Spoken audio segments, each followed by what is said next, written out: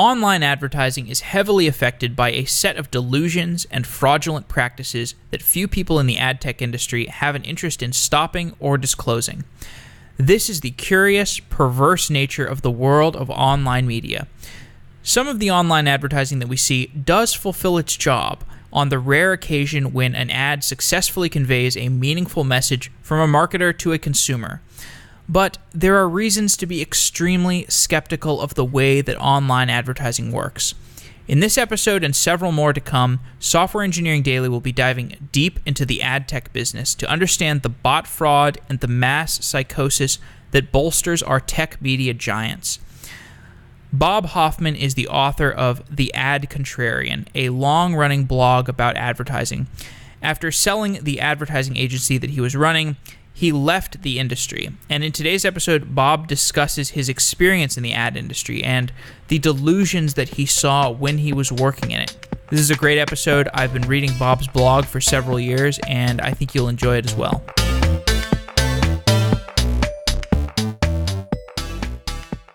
Life is too short to have a job that you don't enjoy. If you don't like your job, go to hired.com/sedaily.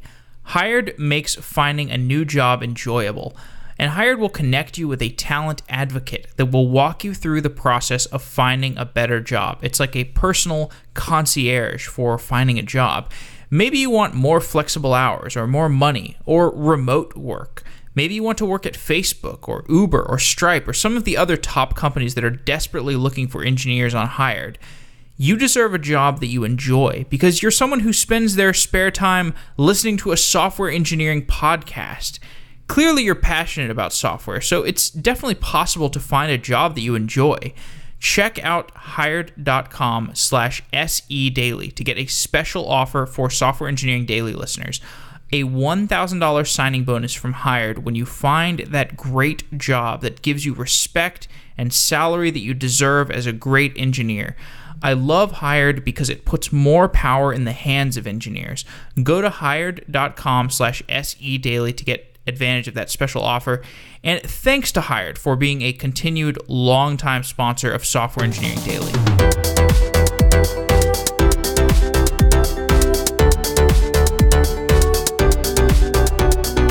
Bob Hoffman is the author of The Ad Contrarian, a long-running blog about advertising. Bob, welcome to Software Engineering Daily. Thank you, Jeff. How are you? So this is the first of a series of shows that I'm publishing about the online advertising industry, and I wanted to start with you because you are not an engineer. I am the furthest thing from an engineer. Right. Yes. You know, the later shows are going to focus on ad tech and ad fraud and these more technical topics, but I feel like you can introduce the listeners to some of the things that are at the top of the advertising funnel that lead to these sorts of fraud and misbehavior further down the stack. So with that in mind, let's just start with like the simple relationship of a marketer trying to sell products to the consumers that are being messaged. So as we have moved to digital advertising, what has changed about the relationship of a marketer to that consumer that the marketer is targeting? It has become much more of a one-to-one direct response sell. Most advertising, well, I shouldn't say most, but a lot of advertising in the traditional advertising world was what we call brand or product advertising. And then there was some of it that was direct response advertising. And they come from two different genealogies. So there's the Madison Avenue style of advertising, which we were used to before the web, which was TV and radio and outdoor. And it was about building brands and it was about promoting products. And then we also had what we used to call junk mail, which was direct response advertising and 800 numbers. And the objective of direct response advertising was to get people to act now. The objective of the other genealogy, the Madison Avenue style of advertising, was to build brands. And since we have online advertising has become ascendant, what has happened is that online advertising, which we thought, or many of us in the advertising world thought, would be like traditional advertising in that it would be effective brand building advertising, has really turned out to be mostly from the other genealogy, the direct response kind of junk mail advertising. So the advantage of that direct response advertising is that the response is something that is a little more measurable than the idea of blasting out or sending putting up a billboard that is for Tide detergent and just kind of putting your finger in the wind and hoping you can get a sense for how much that billboard is helping your brand. But the problem is, as we move online, this creates a perverse incentive for companies to fudge the numbers, because you get these data-driven marketers that are addicted to seeing a number connected to how their advertising campaign is functioning on the internet, and that number can be juiced, it can be messed with. So what are some of those numbers that we're talking about here, and what are the ways in which that relationship between the marketer and the consumer has been made a little dysfunctional by this data-driven numerical analytics industry that has come up around that genealogical, like you said, the direct response genealogy? Well, it's more than slightly a problem. It's a big problem. First, marketers have gotten addicted to the idea of instant gratification. So they see a number immediately, and that's what they love. And the problem is that the numbers are tremendously unreliable because of many things, including ad fraud.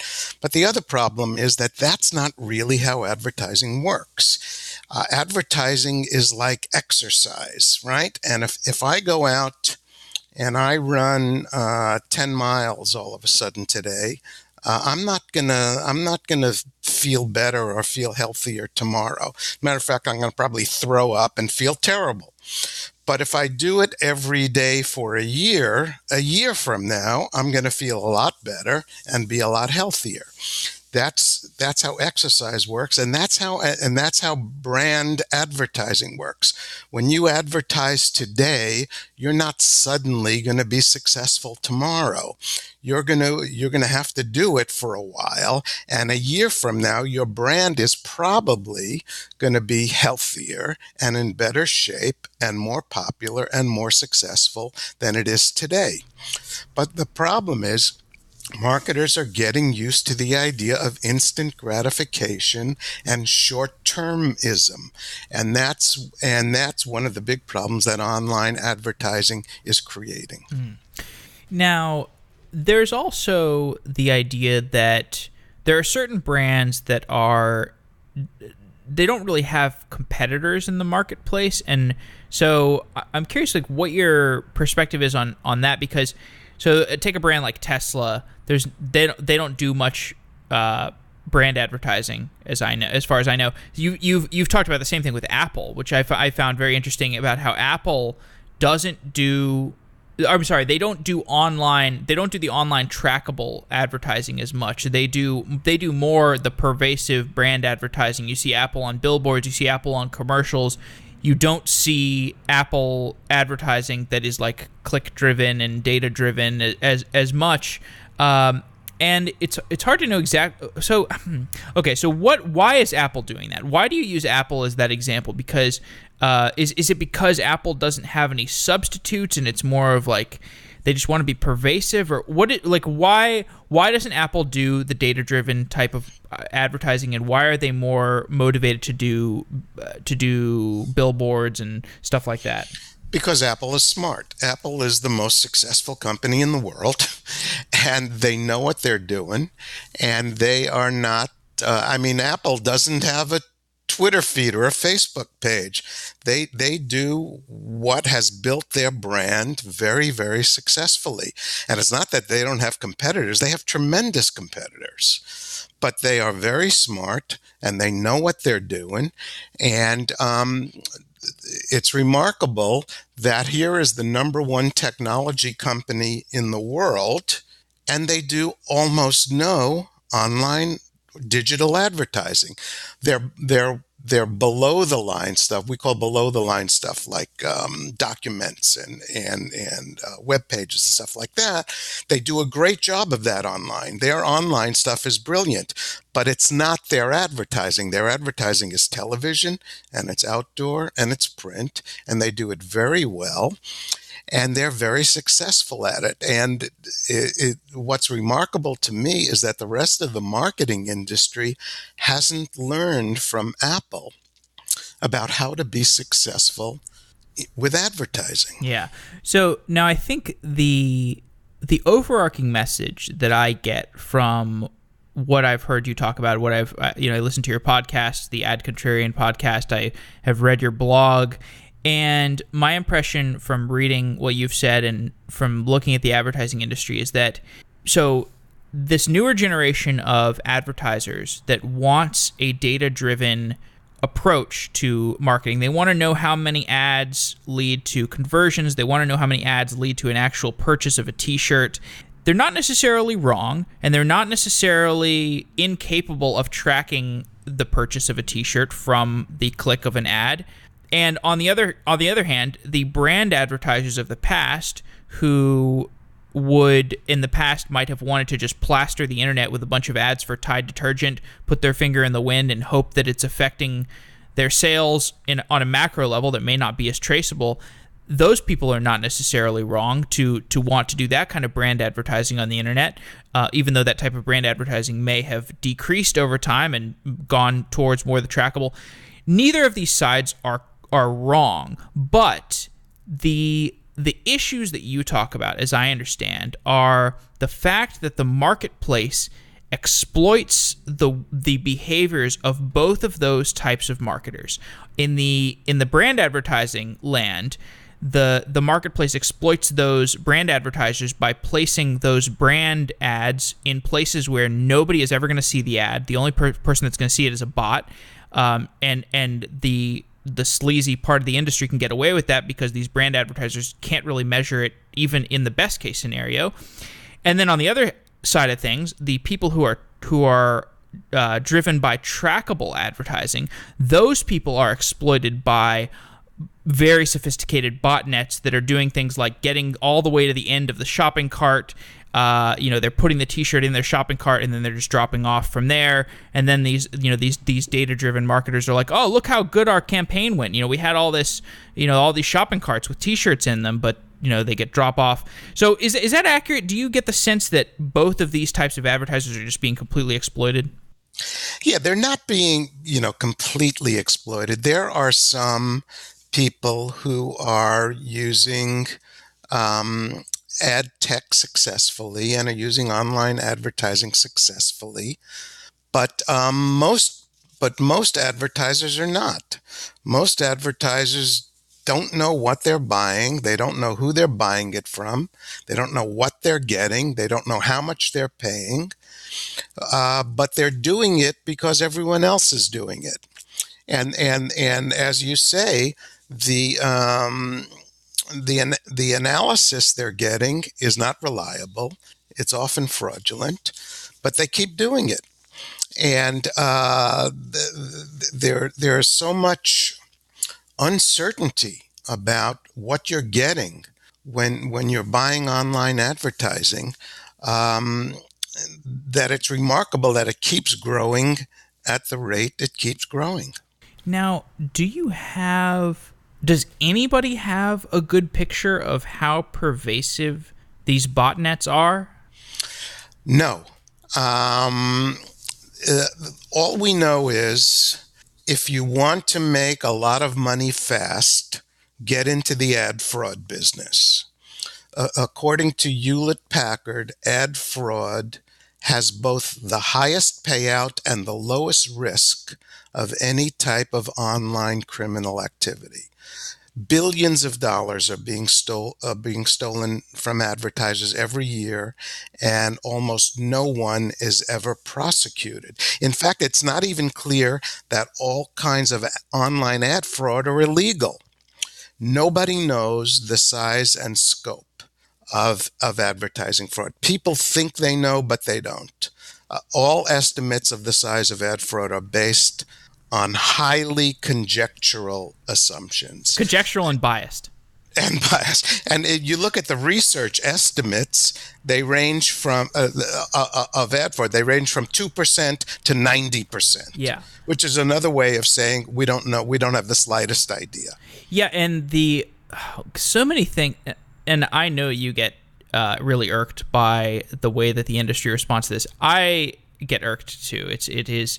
I think it's really just frustrating and disgusting. And the one thing that frustrates me, you talk to people in the industry, and you're like, okay, so there's tons of fraud in the industry. Yeah. Is this fraud getting priced into the cost of online advertising? They're like, yeah, of course. And you're like, okay, so how does it get priced in? If the market is not smart enough to even describe what percentage of the advertising on the internet is being served to bots, how is that getting priced in? Like, this is like an inefficient market. Even if you're a efficient market hypothesis dogmatist, you have to admit that if the market has a information asymmetry, they can't know if the cost is being baked in. Of course, if you don't know the extent of the problem, how can you possibly bake the cost in? Yeah.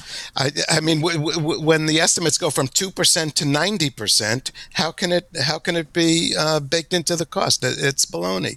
And you know, the one of the problems is that one of the great beneficiaries of ad fraud, inadvertently, is the marketing industry, because the ad fraud comes into the process after the advertising industry has taken its cut, after the agency has been paid, after the DSP gets its cut, after the ad tech companies get their cut, then the ad fraud comes in. But meanwhile, the marketing and the legitimate marketing industry inadvertently has already made its money. So there isn't probably as much incentive for the legitimate ad industry to do what it should be doing to get rid of ad fraud. Okay, so explain that in more detail. So are you saying that let's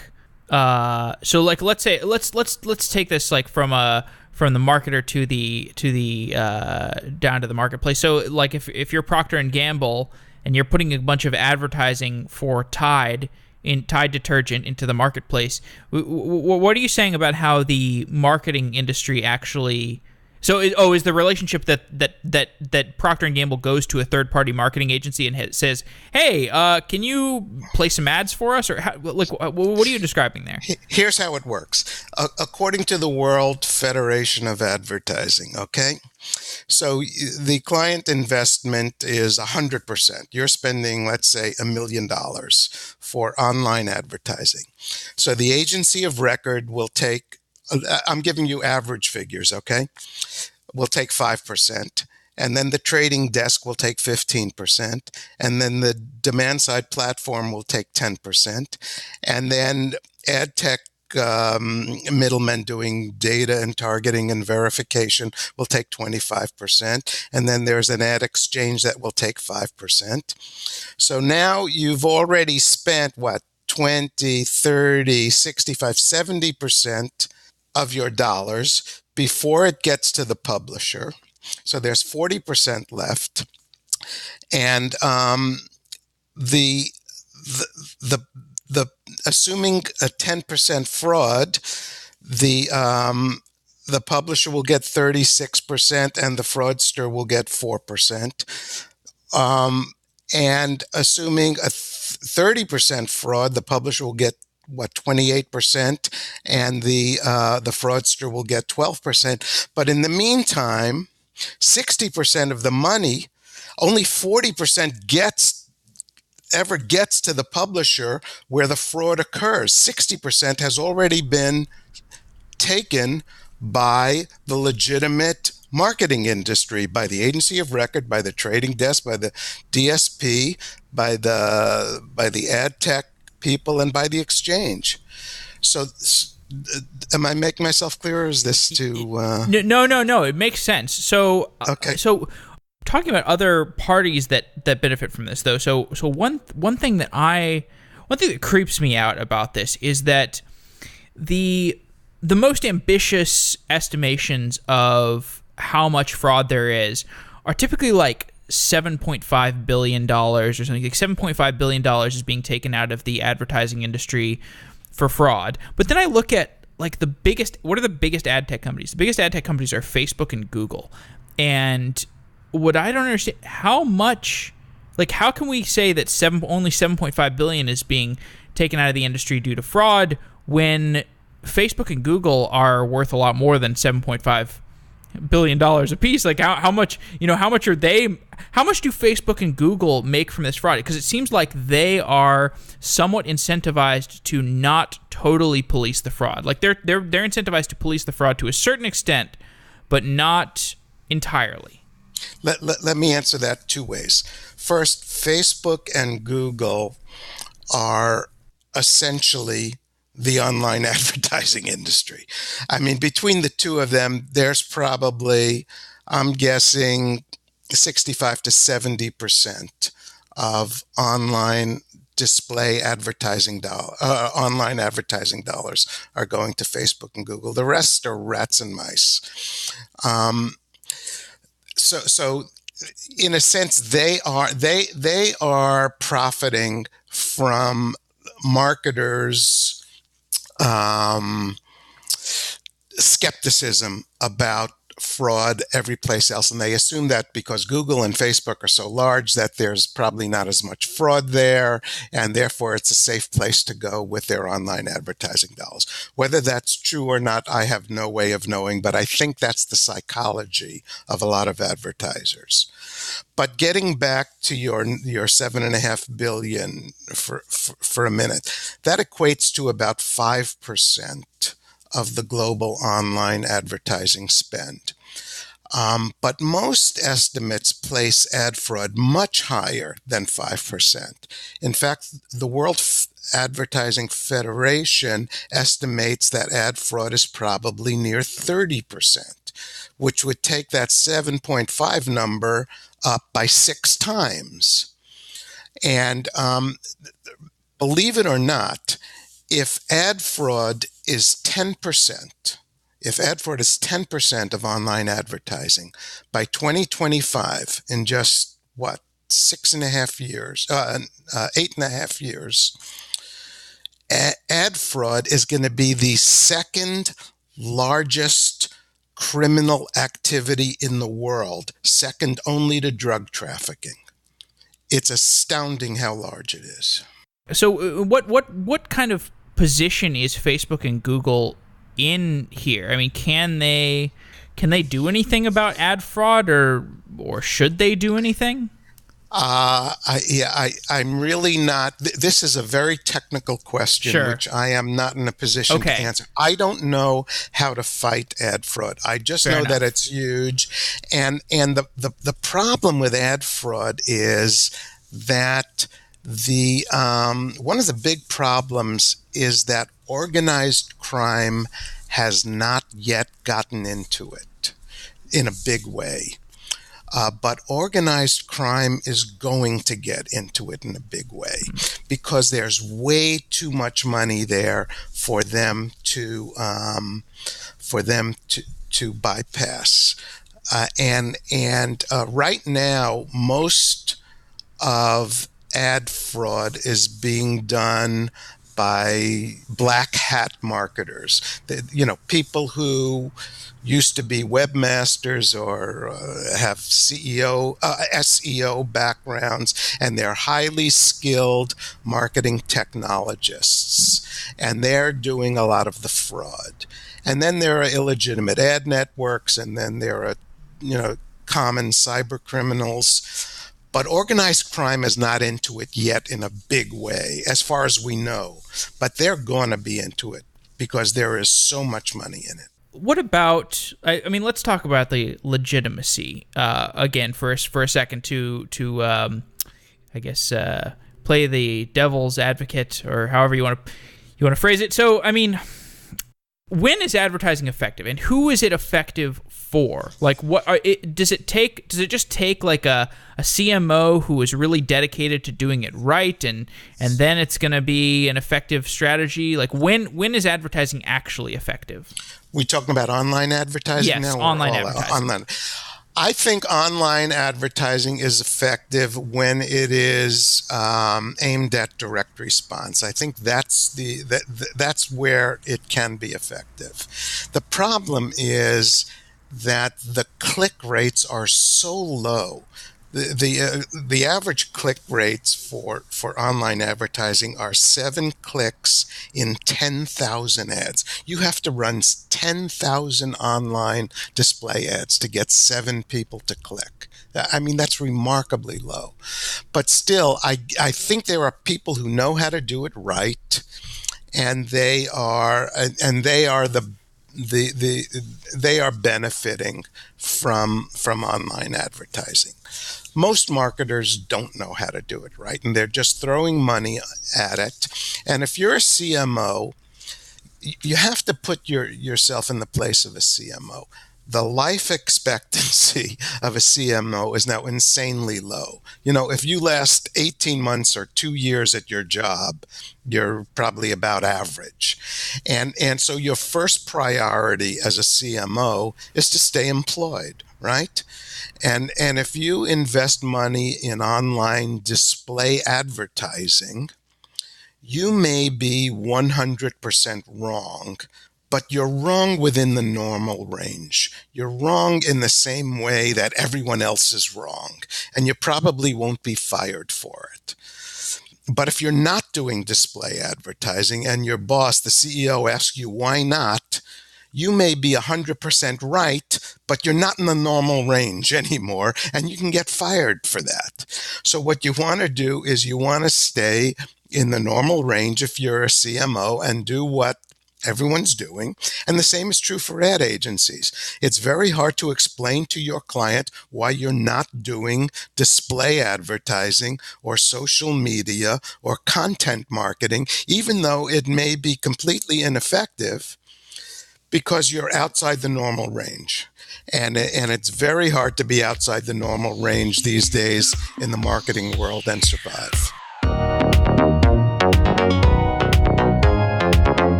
Apache Kafka is a modern message broker, and it provides the messaging backbone for building a new generation of distributed applications.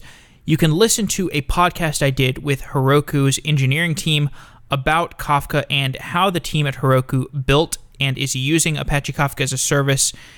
Using Kafka on Heroku can save your team hours of tuning and configuration and maintenance work. Provisioning and operating Apache Kafka is often a challenge, so check out Apache Kafka on Heroku. You can get a great introduction to that product by listening to the episode I did with Tom Crayford of Heroku Kafka. I did it on October 25th, 2016, so you should check it out. Thanks to Heroku for being a sponsor of Software Engineering Daily. I don't do episodes for every sponsor. I am very particular about the shows that I do, and Heroku is a service that I've used many times in the past, so I am happy to do a show about the architecture of a key building block of a service that I use on a regular basis. Thanks again to Heroku for being a sponsor of Software Engineering Daily.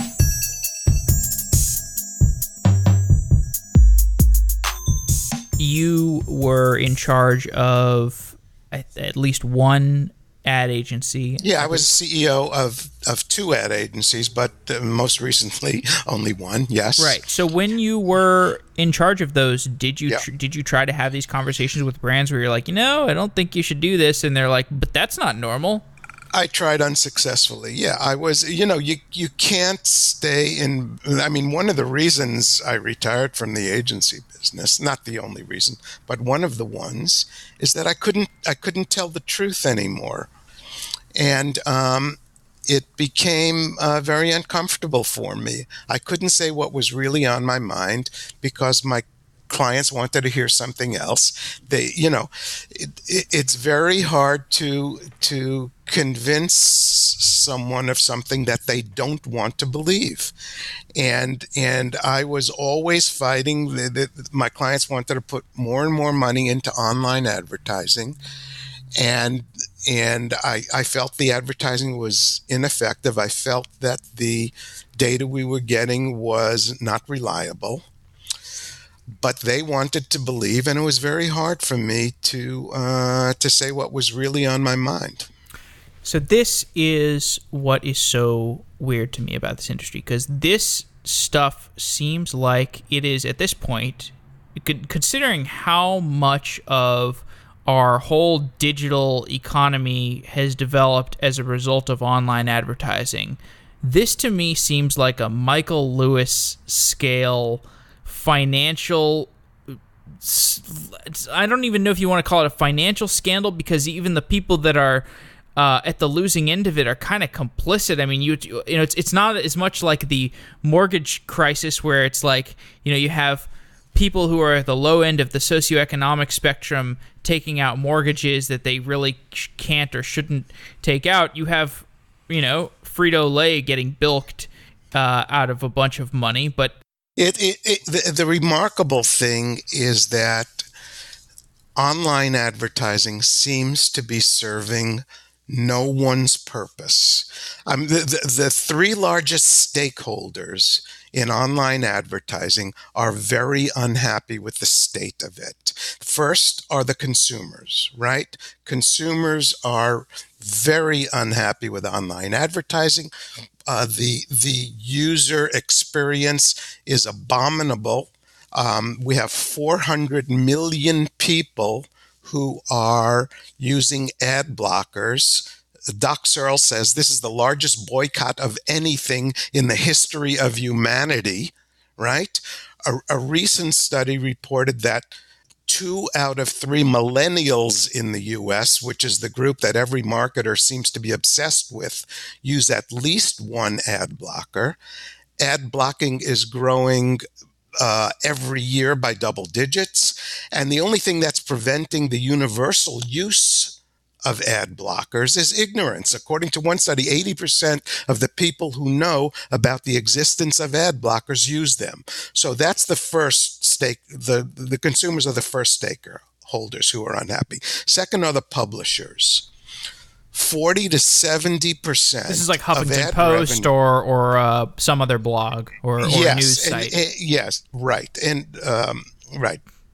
40 to 70% of ad revenue that should be going to those publishers is being siphoned off by middlemen, by adtech middlemen, leaving very little money for the people who are actually producing and publishing the content. The Guardian, the newspaper in the UK, did a study a few weeks ago, and they did a very smart thing. They bought online ad space on their own website, okay, to see what happened to the money. And they found that as much as 70% of the money was going to middlemen, and they were only getting 30% of the money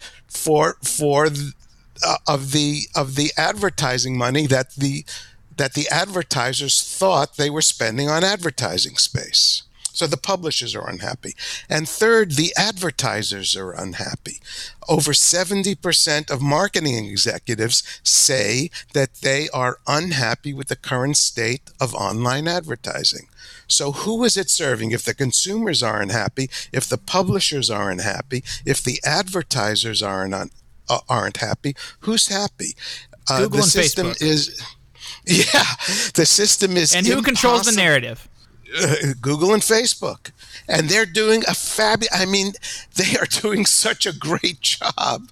I mean, it's hurting everyone else, but they're remarkable Do you think they in the bury job this that they're story? doing. Of course, look, they don't want this. Think about it. Facebook started as a social medium, right? You were going to put a page up on Facebook, and it was going to be free, and people were going to post about a brand on Facebook, and that was going to be shared with their friends, and their friends were going to share it with everyone else, and it was going to end paid advertising because of the social sharing of brand exuberance, and it all turned out to be complete bullshit. Am I allowed to say bullshit? Yeah, you could say that. On your podcast? Okay. It all turned out to be complete bullshit. And what is Facebook now? Facebook is no longer they don't make their money from social. They don't do anything from social. They are a traditional advertiser. You go and you put traditional paid advertising, a big fat ad right in the middle of people's Facebook feeds, right? And the idea that it was going to be social sharing and people were going to share their enthusiasms for brands, it was a fantasy. It was a complete fantasy. So yes, you're right. Now, so okay, you mentioned this study by The Guardian, and I looked at that, and just so listeners understand, so The Guardian, which is a new online newspaper, makes its money from ad revenue, basically said, okay, we've been basically publishing stuff and letting somebody else handle the advertising stuff. We basically have this ad space. We let some other companies or middlemen take care of when ads get posted. We've been getting revenue from this. And they say, hey, you know what? Let's see what happens when we take control of this and we allocate, like we figure out the spend at a little more granular level. And even when they did that, there was still a large percentage of their... No, I'm sorry. They bought ads, right? Right. What did they do exactly? First of all, The Guardian is a big newspaper in the UK.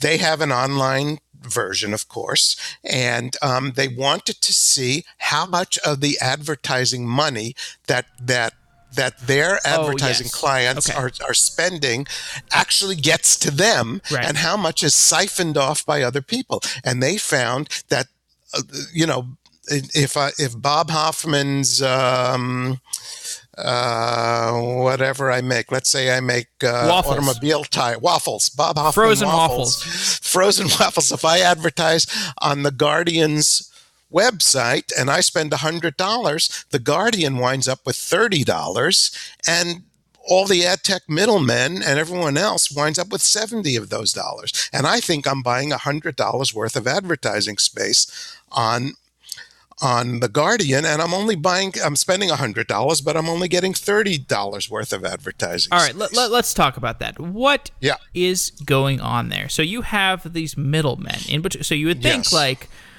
I'm Bob's Frozen Waffles. I want to buy $100 of advertising to The Guardian. I go to The Guardian and say, hey, give me $100 worth of ads on your site. In actuality, there are these layers between the advertiser and the publisher, like OpenX or AppNexus or all kinds of other stuff. Explain what is going on. What are these layers of exchanges and stuff in between the publisher and the brand that wants to advertise on that publisher? There is a black box of ad tech that I don't understand, and I don't think anyone understands, that is in between the advertiser and the publisher. So, for example, if I want to buy a page in the New York Times newspaper, I go to the New York Times and I say I want to buy a page of advertising, and I give them, $10,000 for a page of advertising, and I see my ad on a page in the New York Times. For some reason, which you technology guys understand and I don't, that kind of simplicity has been squeezed out of the online advertising industry. And there's all kinds of layers of stuff that get between me, the advertiser, and you, the publisher, for I'm not sure what reason. I don't understand why the online advertising ecosystem is built this way, and I don't know who it serves other than the middlemen. I don't think it serves the advertiser. I don't think it serves the publisher. And it certainly doesn't serve the consumer, who's annoyed with all the ad tech stuff that's getting in the way of what they want to do. If advertisers could just buy a page from a publisher, if I wanted to go to the Guardian online, right, and just buy an ad on their website, I don't see why I can't just do that directly with them, why I need to go through all these middlemen who are sucking up so much of the money.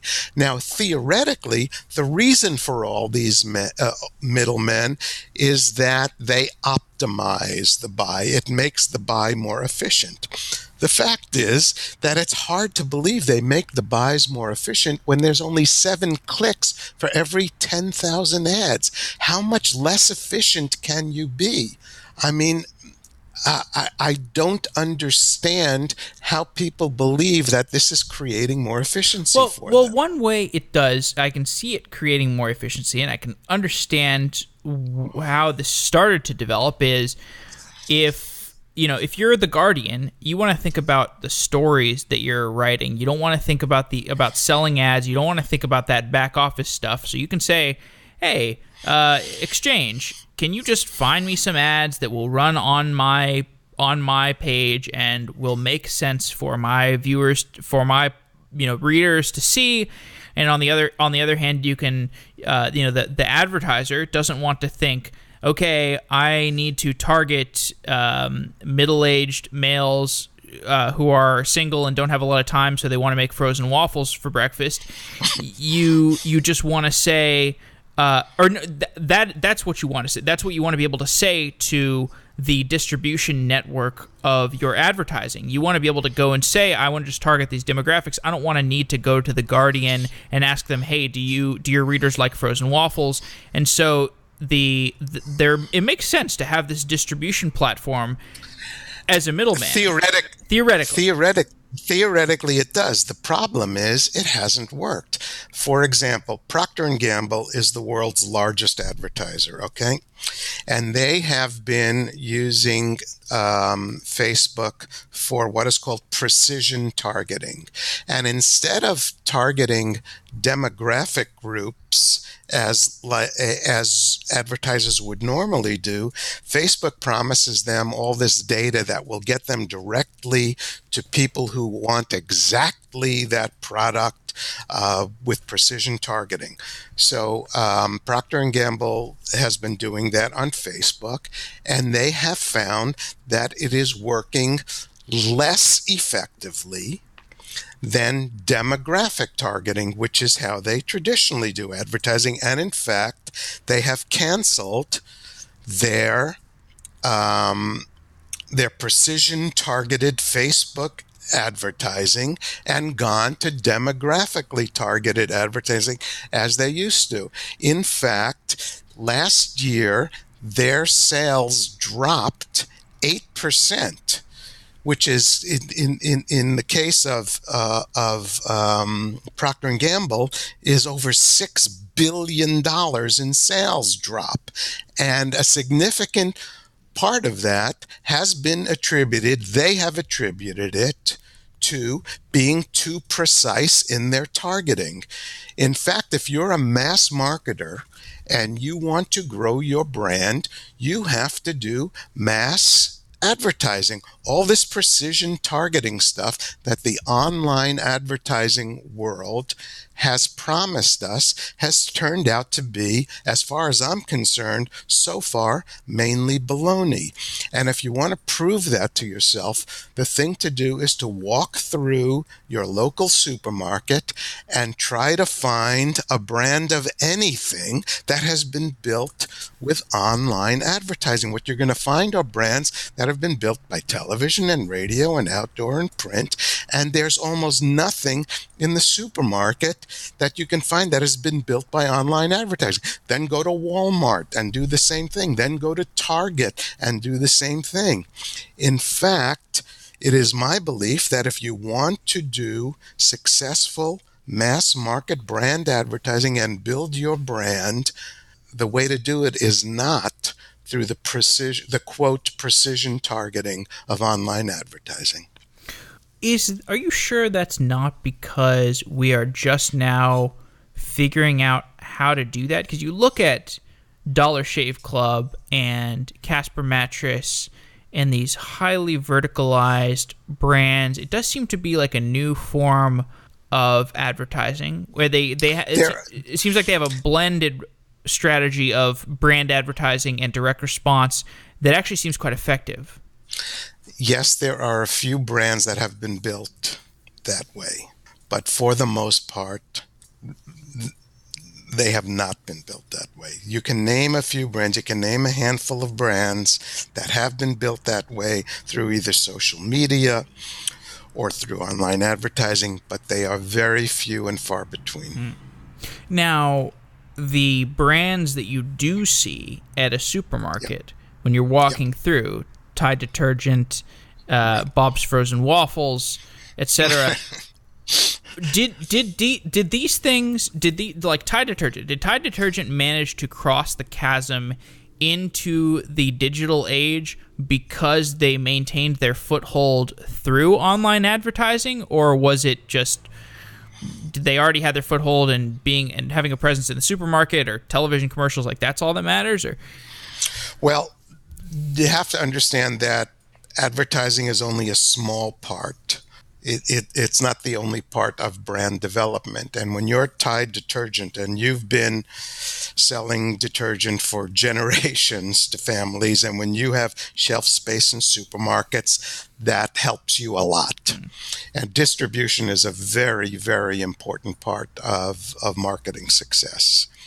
But the whether or not breaking into the online advertising world has helped them maintain their status or not, I can't answer that. That seems to me to be a proposition that would be difficult to prove. And based on Procter & Gamble's experience, where they took in 2013 or 2014, they took 1/3 of their advertising dollars and put them online, and have experienced horrible sales losses. I think it'd be very difficult to make that case. If you're an advertiser, what should you be doing today with digital advertising? Can you actually use digital advertising to your advantage? Yeah. I think search is effective. Search advertising is effective. I think email advertising to some degree is effective.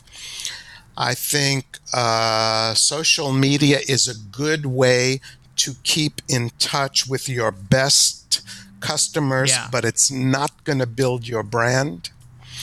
I think content marketing is only effective for very popular brands, that nobody is interested in content about pencils and mayonnaise frozen waffles.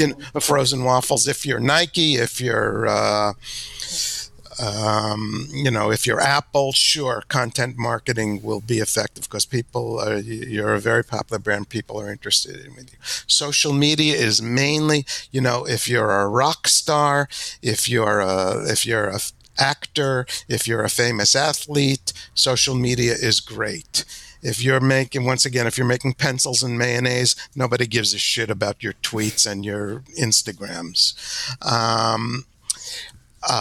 Display advertising is highly suspect. I don't trust any of the numbers. I think the amount, the problems with viewability, that almost 50% of all display ads that you pay for don't even appear on a page where anyone can see it. Then you add the problems of fraud. Then you add the problems of banner blindness. It's a very risky proposition and not a very good investment as far as I'm concerned, unless you're a direct response marketer and you can measure and your measurements are reliable, that you're getting a reasonable ROI from your display ad investments. What have I left out? What other kinds of online? I must have left some stuff out. Well, the one thing maybe is like what has been really effective for me, and I consider myself a user with a lot of scrutiny. I'm sure most users probably consider themselves that, though.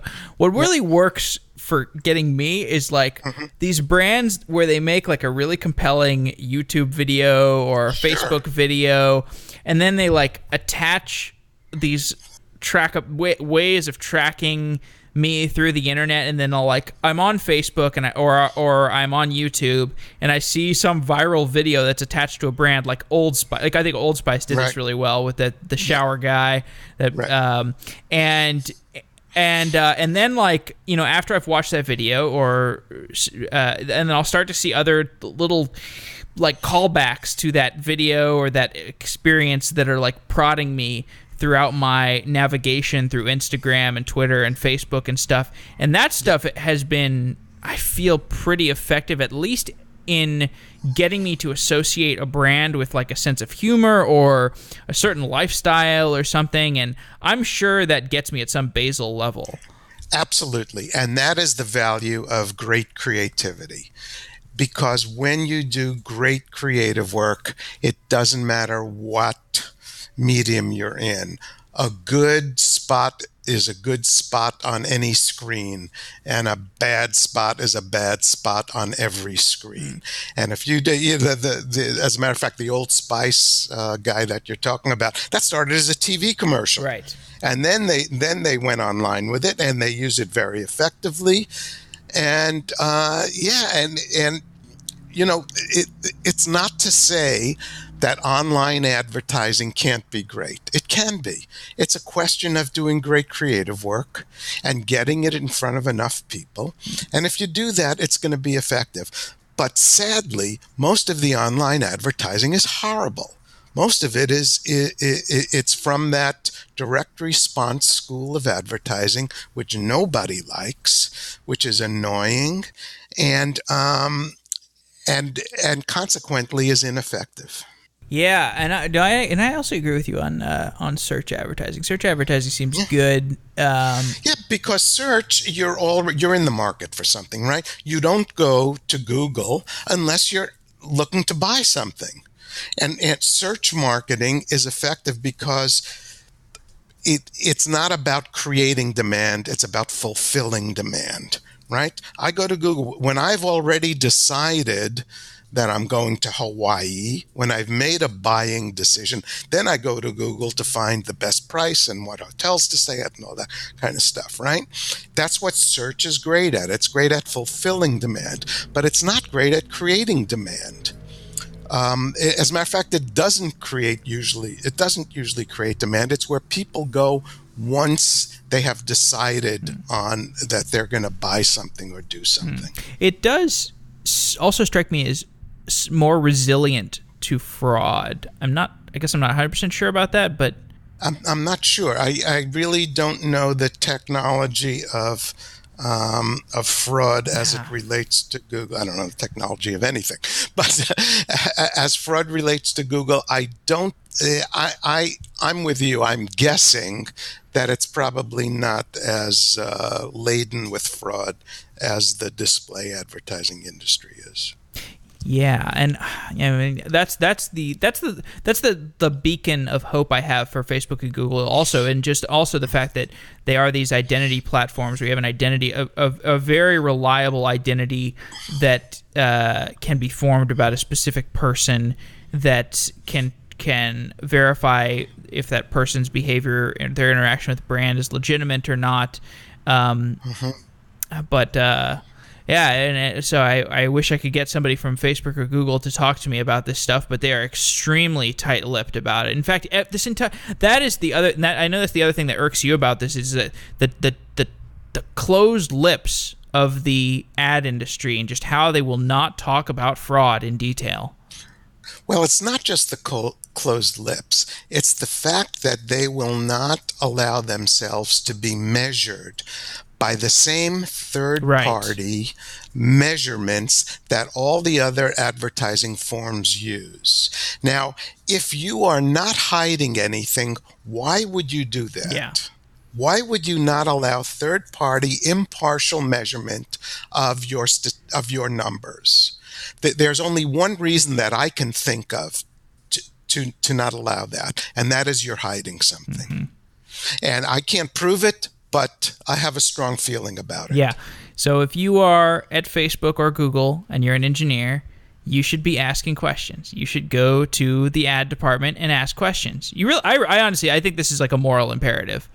I mean, look at what happened with Facebook just a few weeks ago. It was determined that 80% of the video viewing that they claimed turned out to be wrong, turned out to be fraudulent. And how can it be that for 2 years they were claiming 80% more video viewing than they were getting, and none of these geniuses who were supposed to be digital experts realized it? Yeah. Right? All these media buyers and the digital experts and the people who are spout information and praise for this stuff. For 2 years, they were overestimating by 80%, and not one of these people caught it. Yeah. How could that be? It's because nobody knows what the hell's going on. Yeah. That's the problem. Yeah. Nobody really knows. Everyone thinks they know, but nobody really knows. Yeah, well, that's a great note to end on. Bob, I want to thank you for coming on the show. My pleasure. Everybody should check out the Ad Contrarian blog and podcast, and you've got some great talks on YouTube as well. And don't forget my book, Marketers Are From Mars, Consumers Are From New Jersey. It's available at Amazon. Thank you. Yes, and you can find Bob's Frozen Waffles in the freezer aisle of your local supermarket. Thanks to Symfano for sponsoring Software Engineering Daily. Symfano is a custom engineering shop where senior engineers tackle big tech challenges while learning from each other. Check it out at symphano.com/sedaily. That's symphono.com/sedaily. Thanks again, Symfano. Wow.